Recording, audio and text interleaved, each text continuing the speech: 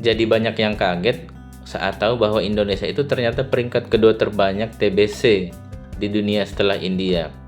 Ya, sebenarnya TBC itu penyakit yang sudah lama, tapi kenapa dia sulit hilang? Nah, ada beberapa faktor. Pertama dari kumannya itu sendiri, yaitu Mycobacterium tuberculosis. Kumannya ini bisa masuk ke dalam saluran pernapasan kita dalam ukuran yang sangat-sangat kecil. Lalu dia bisa juga tahan lama tinggal di udara, bisa berjam-jam bahkan lebih. Apalagi kalau lingkungan rumahnya itu lembab, sirkulasinya jelek, dan kurang mendapat sinar matahari, dia bisa tahan lebih lama lagi. Nah, kedua dari faktor manusianya.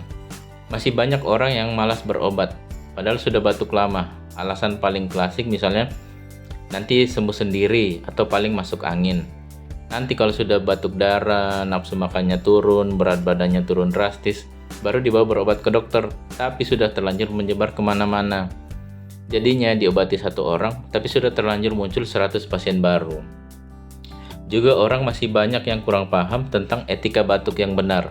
Seharusnya kalau batuk itu ditutup lap tangan atau lengan baju supaya mempersulit penyebaran kuman. Ketiga, faktor kemiskinan. Maksudnya di sini, kemiskinan itu erat kaitannya dengan tingkat pendidikan yang rendah. Tingkat pendidikan yang rendah akan membuat kesadaran akan kesehatan itu jadi kurang. Mungkin sudah batuk lama tapi tidak tahu kalau dia menderita TBC. Lalu akses ke fasilitas kesehatan juga lebih sulit karena meskipun sudah punya BPJS, tapi tetap harus keluar biaya transportasi dan lain-lain. Akses ke informasi tentang kesehatan juga lebih sulit. Misalnya akses internet kan tentu butuh paket data yang memadai. Kemiskinan juga bisa berpengaruh ke faktor rumah yang kurang sehat, di mana rumahnya itu lembab, ventilasinya kurang, dan rumahnya sempit, jadi memudahkan kontak antar penghuninya. Akibatnya penularannya itu jadi semakin mudah. Keempat dari faktor pengobatannya.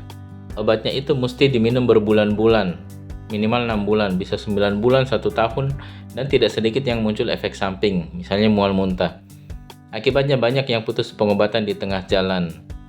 Kumannya itu jadi tidak bisa hilang. Malah kalau pengobatan cuma setengah-setengah, bisa muncul varian kuman TBC yang lebih jahat lagi, yaitu kuman TBC yang kebal terhadap berbagai jenis antibiotik. Jadinya harapan sembuhnya akan lebih semakin tipis. Nah, kelima dari faktor kemudahan transportasi. Coba lihat di bandara atau pelabuhan, apakah ada screening kesehatan di antara calon penumpang yang batuk lama? Tidak ada kan? Jadinya penyakit ini jadi mudah berpindah-pindah antar daerah. Ya, demikian faktor-faktor yang berpengaruh kenapa TBC ini jadi sulit hilang. Semoga bermanfaat.